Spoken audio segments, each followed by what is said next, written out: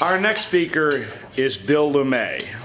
Bill was the first radio talk show host to be embedded with our troops in Iraq, broadcasting live the week before Christmas 2003. The men and women of the 432nd Civil Affairs Unit celebrated the capture of Saddam, dodging incoming RPG shells, and talked with their loved ones back home via the Bill LuMaye Show, live from Iraq. News Radio 680 WPTF welcomed the Bill LuMaye Show to North Carolina in 2004. While anchoring the afternoon drive slot on weekdays, Bill has continued to bring the news of the world to Triangle Airwaves. He returned to Iraq in 2006, where he was embedded with the Iraqi First Army. Bill talked with Generals Casey and Pace in Baghdad and lived with our brave troops in camps throughout the Sunni Triangle as well as the IZ zone in Baghdad. Two additional noteworthy accomplishments include when he made a live broadcast from the Pentagon for the 5th anniversary of 9/11, and he was just one of 30 talk show hosts in the nation invited to the White House Radio Days event. Bill LuMaye is committed to bringing us firsthand accounts from today's newsmakers, wherever they may be in the world. He has a deep commitment to family, pride in our country, belief in the freedom of expression, and is a strong advocate for our Second Amendment rights. He is the defender of the American way, and having been on his show many times, I can tell you he is a defender of the Second Amendment, and that is why we are presenting to Bill LuMaye the Second Amendment Leadership in Media Award from GRNC in 2013. I bring you Bill LuMaye.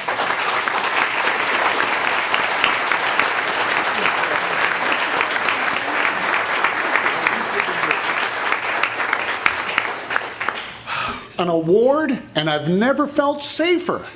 This is awesome. Thank you so much. Of course, Paul Vallone is that. And the grassroots folks, you're awesome. And of course, all the distinguished guests here today. I mean, it's a real honor for me to be here. I'm very proud and a little nervous because you have done so much for protecting my Second Amendment right, and I am so appreciative. And I just want to personally thank you. I wish I could thank you, every one of you, one-on-one. And there's no doubt that the gun legislation in Raleigh today would look much differently if it were not for all of you. And so thank you. Thank you very much for that. Can we play a little game? You feel like shouting out something? Because I'm just curious about something. Which political party controls the Senate here in the state? Republicans. How about the Assembly? And the governor is a? Rhino. So,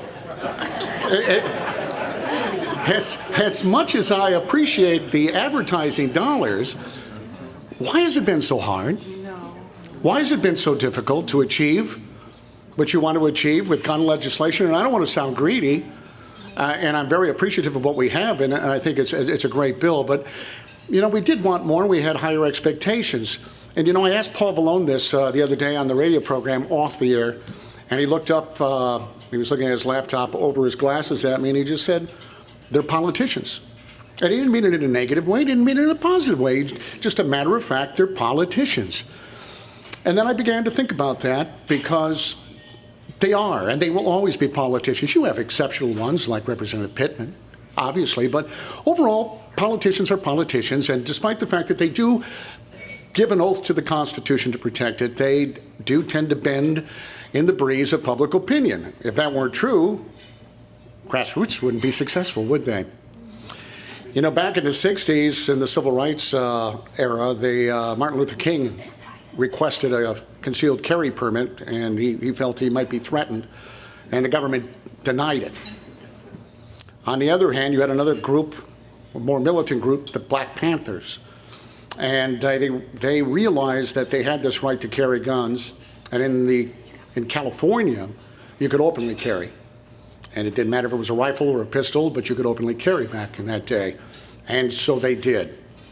The police and the Black Panthers would interact on a fairly regular basis, and there was a story about a time when the police pulled the Black Panthers over, and the police walked up to the car door and looked in the window and saw the weapons and said, "What are you doing with your guns?" And the Black Panther looked at the police and said, "What are you doing with your guns?" and then there was a standoff. They got out of their car, the police got out of their car, and everybody had guns, and eventually the police said, well, you've done nothing wrong, so go on your way. But that was the moment in time in California where public opinion changed, where the public felt unsafe, and they needed their state legislature to do something about it. And they did, and it was a Republican then who decided that there was going to be some legislation crafted that would deny the citizens of California the right to carry a loaded weapon in any city in the state of California. The governor said at that time, there really isn't any reason any citizen should have to carry a loaded weapon on public streets. Now, the Black Panthers at that time obviously knew about it. They were upset. Please, I'm not advocating anything that Black Panthers stood for, but they marched on the state capitol. And they had designated certain Black Panthers to go into the state legislature, and of course they were armed. It was terrible PR, and that legislation flew, and it also was a springboard for some federal legislation. And at that point, the Black Panthers really were instigated a lot of the gun laws we see today. And the governor at that time was Ronald Reagan, who was, in my opinion, one of the greatest presidents that this country has ever seen. Great conservative, but he was a politician as well. And the reason I bring this up is not to beat up on Republicans or a great president, but to understand that the battle that we have is grand. It's on a scale that is hard to imagine. Because politicians will be politicians, our social norms are evolving. Social norms, quite honestly, dictate where we're going to be in the future as to what we're going to have in the way of freedom, whether it's our Second Amendment or anything that has been granted to us by God. For instance, here's an example of what I mean. There was Miss Alabama. She was at the Miss USA pageant, and she was asked about the NSA surveillance and asked whether or not that was a legitimate reason for our safety or if it was an invasion of privacy. And she said, and I'm paraphrasing, she said, it's a sad day in America when a person can't go to the mall or to the movies and feel safe. So I'm okay with the government listening to my cell phone, and I'd rather be safe, and I don't care much about the privacy. And the crowd erupted. They were thrilled. They applauded and they cheered. And I thought for a moment, how far have we come? This is a very educated young lady, and quite honestly, based on the polling I've seen, a lot of Americans share that opinion. Republicans and Democrats in Congress share that opinion. Social norms, I think, are something that we all need to pay attention to. And maybe a better example would be, I'll go back in time. When I was a kid in high school, it was in the 70s, we had a shooting team. It was a public school, and public schools sent out shooting teams, and you could compete in state, and it was an issue. Kids had guns in their cars so they could hook up with their dad after school and go deer hunting. At that time, that was completely acceptable. Society didn't think that was a violation. They weren't frightened. There were murders and mass murders. We had assassinations at that time. Today, we live in a society where we've given up our kids to government schools. There's a story, I call him Bobby. I don't know what his name is. He's 5 years old. Bobby was taken to a store with his mom and dad, and he got a cap gun. And like any 5-year-old kid, he wanted to show his best buddy, so the next day he got on the bus. He shows his buddy, here's my cap gun.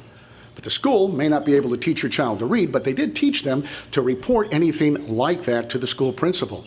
And they did. And little Bobby took the long walk to the principal office, where this principal, according to news reports, interrogated Bobby for 2 hours until he wet himself. The parents were finally called. Bobby was given a 10-day suspension. They got an attorney. They went to the press. That's why I know about it. That's why you probably have heard the story. And the school backed down and said, all right, 3-day suspension. But it goes on his permanent record. And do you realize this educated principal,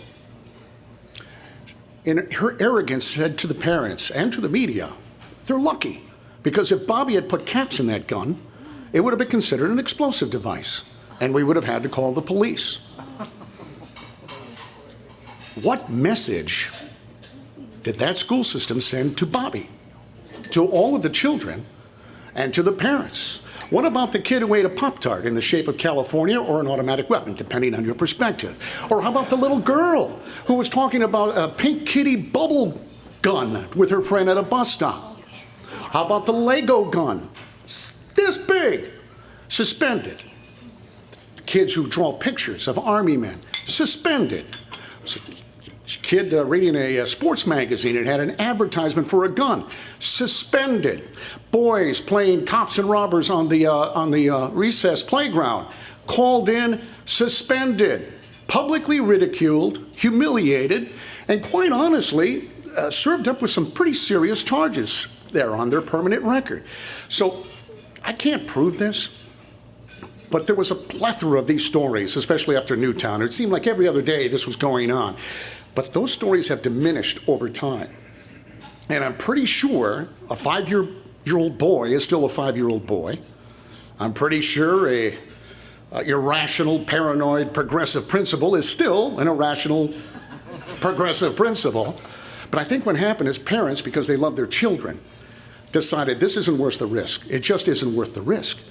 So now we're making sure you don't go to school with a little Lego gun or a cat gun. Don't talk about a bubble gun. Don't draw pictures. Don't eat your Pop-Tart into any kind of shape. Don't talk about it. Don't even think about it, because we don't want to risk your future. So the parents are now reinforcing this irrational, paranoid behavior. So I ask you, ladies and gentlemen, how do you think Bobby's going to vote when he's 18?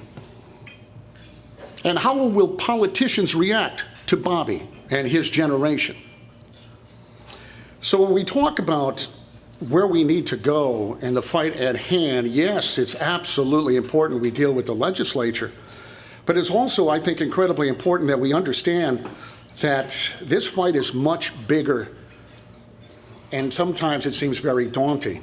You know, we've had World War II veterans, the greatest generation. They've been kind of our focus, our weight. They were there to kind of guide us. They had no problem saying, "You're out of your mind. What are you talking about?" Well, we're losing them.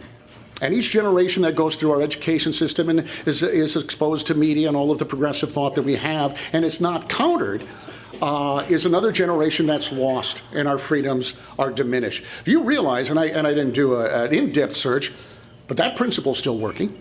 Those teachers are still working. Nobody was reprimanded. And this is where I think we need to stand up as a unit, as a voice all across the country. A principal like that has no business working in any school anywhere in this country.